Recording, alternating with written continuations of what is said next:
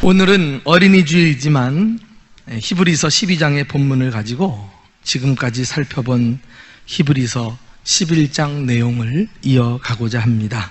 사실 오늘 본문은 히브리서 11장, 믿음장의 총 결론이라고 할 수 있습니다. 믿음의 사람들에게 마지막으로 당부하는 권면의 말씀이 나옵니다. 지금까지 강조한 대로 믿음을 갖고 살면 되지 또 무슨 권면이 필요한가 이렇게 생각할 수 있습니다. 실제로 믿음의 사람은 두려움을 만나도 당당합니다. 시험을 거뜬히 뛰어넘습니다. 하나님의 기적을 경험하기도 하고요. 그래서 세상이 감당하지 못하는 사람들입니다. 어때요? 이 표현들이 굉장히 낯이 익지요? 지금까지 살펴본 설교 제목들 아닙니까? 그러나 여러분 이거 아십니까? 신앙생활은 그럼에도 불구하고 결코 만만치 않다는 것입니다. 어떤 믿음의 사람도 자신만만해 할 수 없어요.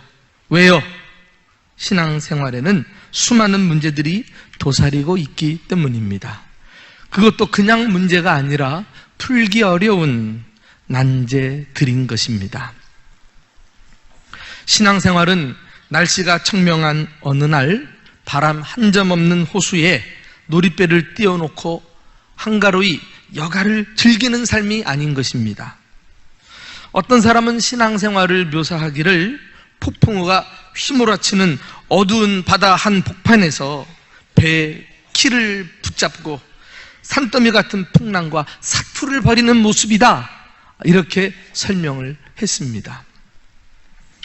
진짜 믿음의 사람은 이 치열한 풍랑을 헤쳐나와서 신앙의 고지에 우뚝 올라선 사람들이라고 할 수 있습니다. 한 번은 사도 요한이 하나님께서 성령으로 감동하사 앞으로 되어질 일과 천상의 모습을 보게 하셨는데, 천상에는 흰옷 입은 사람들이 하나님의 보좌를 둘러서서 하나님을 끊임없이 찬양하고 경배하는 모습이 연출이 되어요. 도대체 저 흰옷 입은 사람들이 누군가 너무나 궁금해가지고 옆에 있는 장로님에게 물어본 것 아닙니까? 그리고 대화의 내용이 나와요. 우리 요한계시록 7장 14절을 함께 읽어보실까요? 시작! 내가 말하기를 내 주여 당신이 아시나이다 하니 그가 나에게 이르되 이는 큰 환난에서 나오는 자들인데 어린 양의 피에 그 옷을 씻어 희게 하였느니라. 구원은 무엇입니까? 예수 그리스도의 보배로우신 피로 죄사함을 받고 의인이 된 것 아니겠어요? 그것을 상징적으로 흰 옷을 입고 이제 주님을 찬양하는 사람들로 묘사가 되어 있는데, 단순히 구원받은 것뿐만이 아니에요. 그 다음에 나오는 말씀 보니까 이는 큰 환난에서 나오는 자들인데, 구원이 무엇이죠? 예수 믿고 죄사함 받았으면, 그래서 의인이 되었으면 그 다음에는 큰 환난을 통과할 줄 알아야 된다는 거예요. 큰 환난을 통과한 다음에야 그 믿음의 사람임이 증명이 되고, 그런 사람들이 천국에서 주님을 영화롭게 하고 있는 것입니다. 큰 환난에서 나오는 자들, 그냥 적당한 환난도 아니라니까요. 큰 환난, 메가톤급 환난이라는 단어로 쓰여지고 있어요. 이런 표현들은 히브리서 11장 지난주에 살펴본 마지막 내용들과 맥을 같이 하고 있죠. 믿음의 사람들이 한결같이 겪어야만 했던 어려운 일들이에요. 자, 우리 한번 다시 기억을 떠올리면서 히브리서 11장 36절, 38절을 읽어보실까요? 시작! 또 어떤 이들은 조롱과 채찍질뿐 아니라 결박과 옥에 갇히는 시험도 받았으며 돌로 치는 것과 톱으로 켜는 것과 시험과 칼로 죽임을 당하고 양과 염소의 가죽을 입고 유리하여 궁핍과 환난과 학대를 받았으니 이런 사람은 세상이 감당하지 못하느니라. 그들이 광야와 산과 동굴과 토굴에 유리하였느니라. 여러분, 이 말씀 들을 때 어떤 생각이 떠오릅니까? 오늘날의 현실과는 너무 동떨어진 사건이라고 생각은 안 하시나요? 절대 그렇지 않아요. 지금도 세계 도처에서 얼마나 많은 믿음의 사람들이 자기 믿음 때문에 그 믿음을 지키기 위해서 환난과 핍박을 받고 있는지, 큰 환난을 통과하고 있는지 역사가 보여주고 있습니다. 여러분, 얼마 전에 부활절날 폭탄 테러로 인해서 수백 명이 죽었다는 해외 뉴스 기사를 들었죠. 그 보도를 접하면서 어떤 생각했어요? 전혀 나와 상관없는 이야기로 들리시던가요? 그들의 믿음과 우리의 믿음이 다르습니까?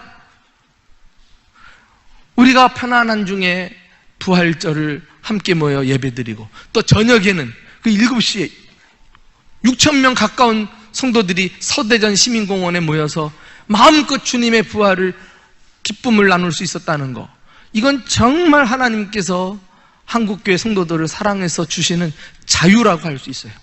그러나 이 자유도 하나님이 거두어 가시면 환난과 핍박이 몰아치는 것을 예외라고 볼 수가 없습니다.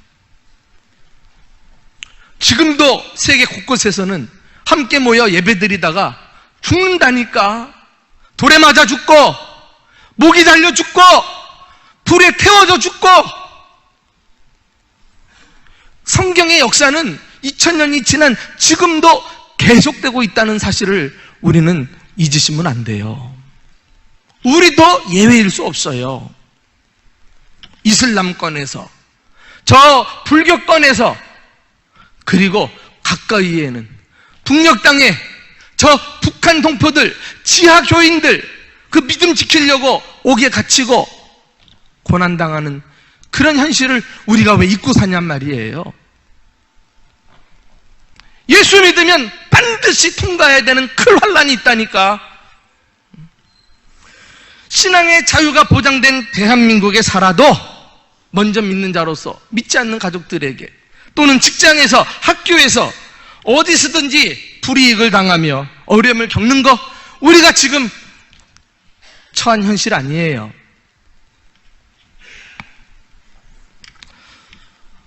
지금부터 우리는 신앙생활의 어려움을 하나씩 살펴보면서 어떻게 이 난제들을 풀어가야 하는지 본문 속에서 그 해법을 찾아보고자 합니다.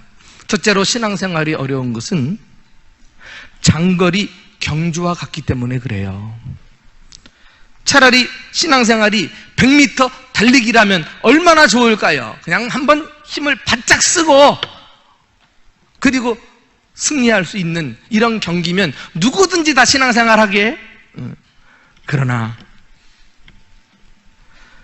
많은 사람들이 이 장거리 마라톤을 달리는 것처럼 지속적으로 끊임없이 신앙생활을 해내야 하기 때문에 중도에서 포기하고 마는 경우가 많아요.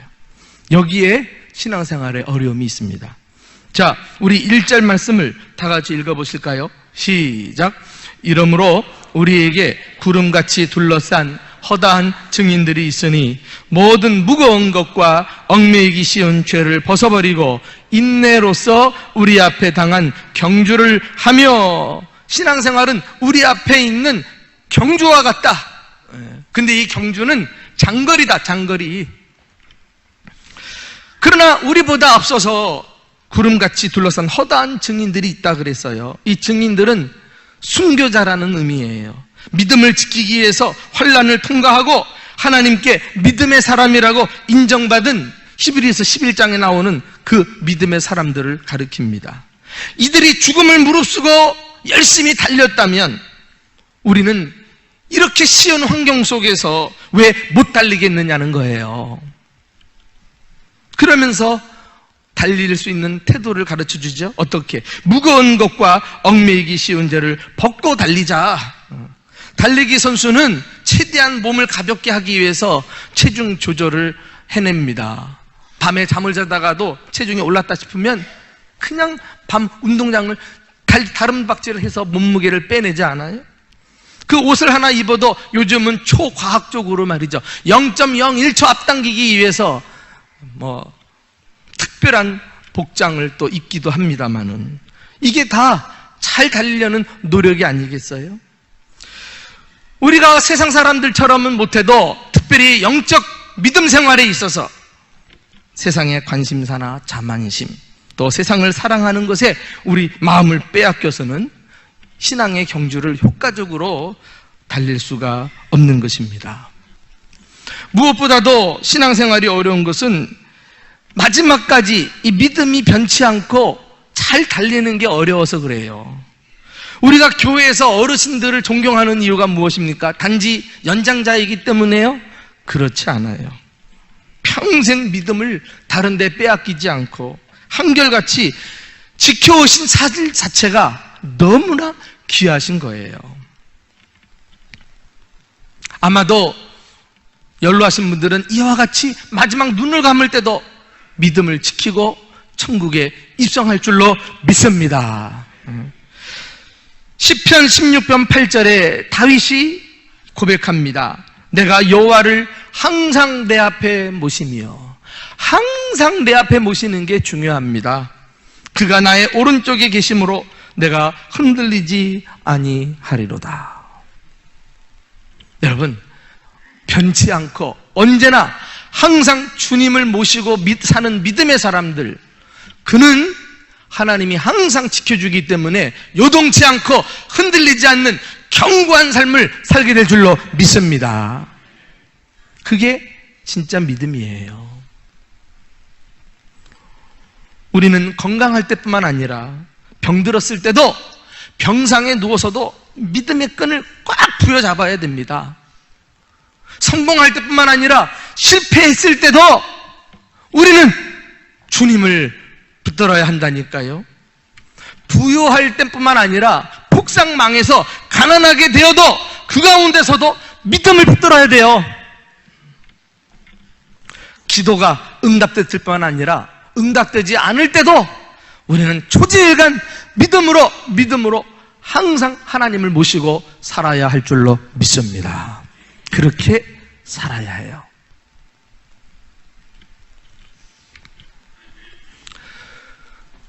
우리 예수님은 누구보다도 우리를 끝까지 사랑하시는 일에 본을 보여주신 분이십니다. 이제 십자가를 지시기 일주일 전 예루살렘 성을 들어가셔서 이제 곧 있으면 죽게 되실 것을 알면서도 예루살렘을 굳이 통과하시네요. 그런데 그 성 앞에서 마음을 다지십니다. 자기 사람들을 사랑하시되 끝까지 사랑하시기로 결심하고, 그리고 예루살렘 성으로 들어가셔서 십자가를 지셔요. 자기 사람을 사랑하시되 끝까지 사랑하신다. 와, 이거 정말 예수님도 결심을 하셔야지만 기어코 성취하실 수 있는 이 위대한 신앙의 경주. 예수님이 먼저 우리를 사랑하기로 변함없이 결심하시고, 그리고 이제는 우리에게 변함없는 사랑을 요구하고 계십니다. 자격이 있으시죠. 우리도 주님께 항상 변함없이 사랑하는 모습으로 언제든지 이 믿음의 경주를 달려야 하지 않을까요? 그러나 사실 이 오랜 경주는 우리 심신을 지치게 만들어요. 또 절망스럽게도 만들고요. 그래서 우리는 신앙의 경주를 하면서도 주님을 통해서 해답을 얻어야 합니다. 자, 우리 한번 예수님께서 3절 말씀에 어떻게 이 긴 신앙의 과정을 이겨나가셨는지 우리 3절 말씀 한번 다 같이 읽어보실까요? 시작. 너희가 피곤하여 낙심하지 않기 위하여 죄인들이 이같이 자기에게 거역한 일을 참으신 일을 생각하라. 예수님이라고 왜 힘든 여정이 없었겠어요? 모든 사람들이 예수님을 모함하고 죽이겠다고 달려드는 상황 속에서도 주님께서 인내하시고 참으시면서 기어코 십자가를 지시고 구원을 완성하신 줄로 믿습니다. 예수님도 인내하시고 이 신앙의 경주를 열심히 달려가셨다면 우리도 참고 견디면서 좌절하고 낙심할 때마다 다시 용기를 내서 주어진 길을 함께 달려가는 저와 여러분 되시기를 예수님의 이름으로 축원합니다. 두 번째, 신앙생활이 어려운 것은 정신을 놓으면 목표를 이룰 수 있기 때문에 그래요. 마라톤에 출전한 선수가 목표가 어딘지 모르고 달린다는 것은 있을 수가 없죠. 엉뚱한 데 가서 헤맬 테니까. 그래서 선수들은 시합 전에 코스를 샅샅이 익힙니다. 그리고 목표를 향해 전심전력하는 거 아니겠어요? 신앙생활의 위기는 잘 달리다가 그만 목표를 잃고 마는 데 있어요. 사탄 마귀는 우리 앞에 함정을 파놓습니다. 이정표를 여기저기 갖다 붙여놓고 목표대로 달려가지 못하게 만들어 버린다니까. 엉뚱한 방향에 가가지고 헤매게 만들어요. 그러므로 우리는 신앙생활의 참된 목표가 무엇인지 바로 알아서 사탄 마귀의 속임수에 넘어가서는 안 되겠어요. 자, 2절에 우리의 참된 목표가 나옵니다. 2절 말씀 다 같이 읽어보실까요? 시작.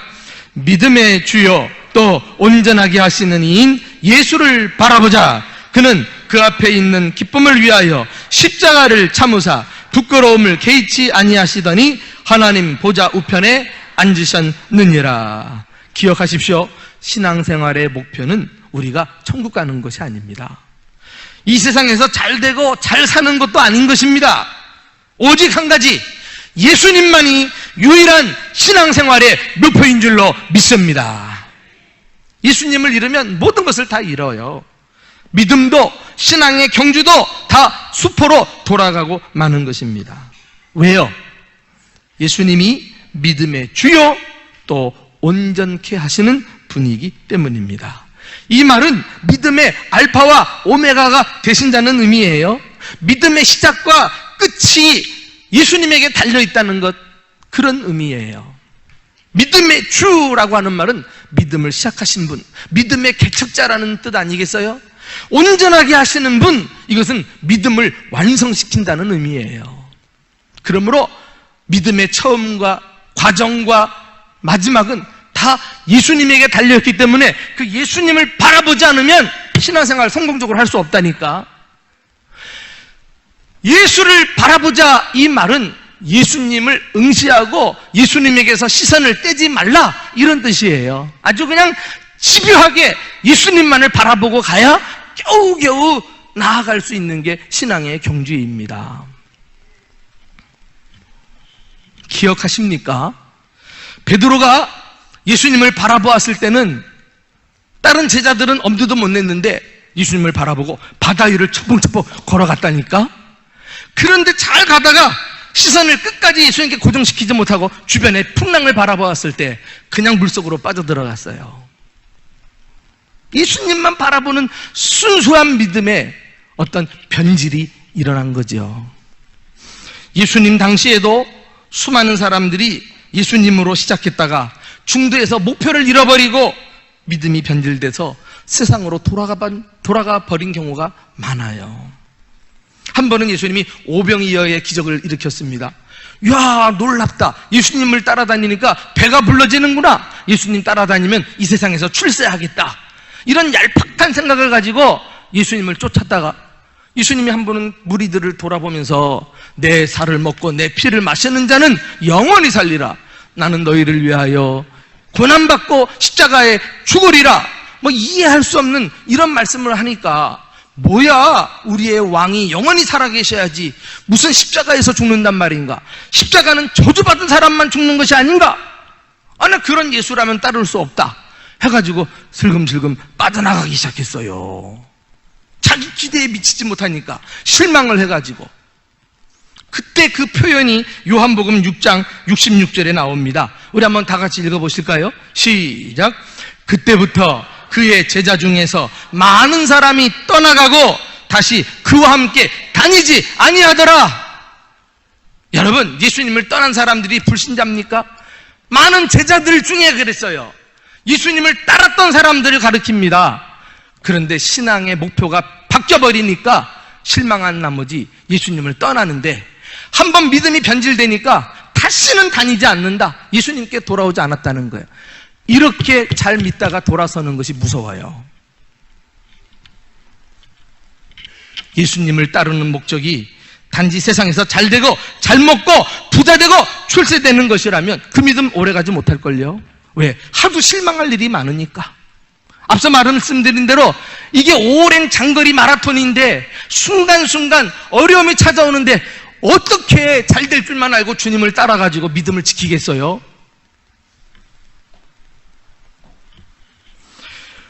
우리가 끝까지 바라봐야 될 신앙의 목표는 예수님이신데 그 예수님이 어떤 분이라고 묘사하고 있습니까? 그는 그 앞에 있는 기쁨을 위하여 십자가를 참으사 부끄러움을 개의치 아니하시더니 하나님 보좌 우편에 앉으셨느니라. 할렐루야. 십자가를 통해서 영광을 얻으신 주님, 그분이 우리가 영원토록 바라보고 응시해야 될 믿음의 대상인 줄 믿으시기를 축원합니다. 십자가 없는 예수님은 가짜 예수예요. 고난이 없는 기독교는 가짜 기독교인 것입니다. 축복만 말하고 약속만, 영광만을 약속하는 종교는 기독교가 아닌 거예요. 반드시 신앙생활에는 어려움이 따르게 돼 있습니다. 그래서 심신이 피곤하고 낙심하기 쉽지만은 십자가를 통해 부활의 영광을 얻으신 그 예수님을 바라보면서 우리도 고난을 감수하면 반드시 승리의 날이 올 것이다. 영광의 그 날이 올 것이다. 그러면서 한 발 한 발 앞으로 내딛는 것 아니겠습니까?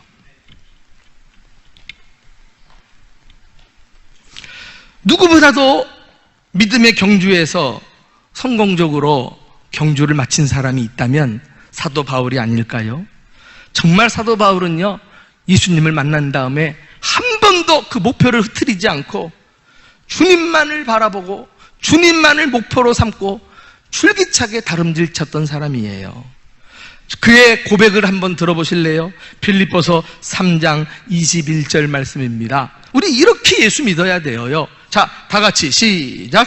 내가 이미 얻었다 함도 아니요 온전히 이루었다 함도 아니라 오직 내가 그리스도 예수께 잡힌 바 된 그것을 잡으려고 달려가노라. 여기도 보면 바울은 신앙생활을 달리기로 비유를 했다니까요. 머뭇머뭇거리면서 여유롭게 한가로이 시간을 보낼 수 있는 그런 상황이 아닌 거예요. 달려가야 돼요. 달려가야 돼. 예수님께 잡힌 바 된 그것을 잡으려고. 예수님이 사도 바울을 만나주셨을 때 바울에게 주신 그 사명, 그것을 끝까지 놓치지 않고 주님을 향해서 사명을 이루고자 달려갔던 거 아니겠어요? 그 달려가면서 나는 이미 다 얻었다, 자만하지도 않았어요. 온전히 이루었다, 멈추지도 않았어요. 과거 영광은 다 뒤로 날려버리고 처음 다른 집 하는 것처럼 그는 열심히 주를 향해 나아갔던 것입니다. 그래서 그는 마지막 순간에 달려갈 길 다 마치고 믿음을 지켰다, 선한 싸움을 싸웠다, 이제 나에게 예비한 의의 면류관을 기다리노라, 이렇게 고백하는 사람이 된 줄로 믿습니다. 사랑하는 교회 여러분, 혹시 열심히 달려가는데 삶의 여러 가지 문제들이 우리 시야를 가려서 목표가 잘 보이지 않을 때, 그리고 세상의 다른 것들의 시선을 빼앗겨서 삶이 매우 어수선해질 때, 우리를 위해 앞서 고통당하시고 영광의 지위를 차지하신 그 예수님을 떠올리면서 그 예수님이 오늘날도 내 곁에서 나의 어려움을 도와주시고 붙들어 주실 것을 믿고 절대로 도중에 포기하지 말고 믿음의 다름질을 마지막까지 성공적으로 달려가는 저와 여러분 되시기를 주님의 이름으로 축원합니다. 마지막으로 신앙생활이 어려운 이유는 하나님의 징계가 있기 때문에 그래요. 이해할 수 없는 고난이 따라요. 그런데 오늘 본문에 보니까 현재 당하는 고난을 하나님의 사랑의 채찍이로까지 표현하고 있네요. 본문은 이것을 징계라는 단어를 사용하면서 설명하고 있습니다. 자, 우리 한번 6절, 7절 다 같이 읽어보실까요? 자, 시작. 주께서 그 사랑하시는 자를 징계하시고 그가 받아들이시는 아들마다 채찍질 하심이라 하였으니 너희가 참음은 징계를 받기 위함이라. 하나님의 아들과 같이 너희를 대우하시나니 어찌 아버지가 징계하지 않는 아들이 있으리요. 징계란 무엇이죠? 꾸짖고 벌을 주면서 양육하는 거 아니겠어요? 이 징계는 때로는 이해할 수 없어요. 원치 않는 경우가 있어요. 또 나는 특별히 잘못한 거 없는 것 같은데 나한테 일방적으로 훅 하고 다가오는 수도 있단 말이에요. 그래서 우리를 당황스럽게 만들어요. 좌절시켜요. 그런데 여러분, 이런 징계는 하나님께서 그 자녀에게만 주시는 자녀됨의 증거라는 사실을 아십니까? 그리고 이 징계는 오히려 우리가 더 잘 되도록 하시는 사랑의 채찍이라는 거예요.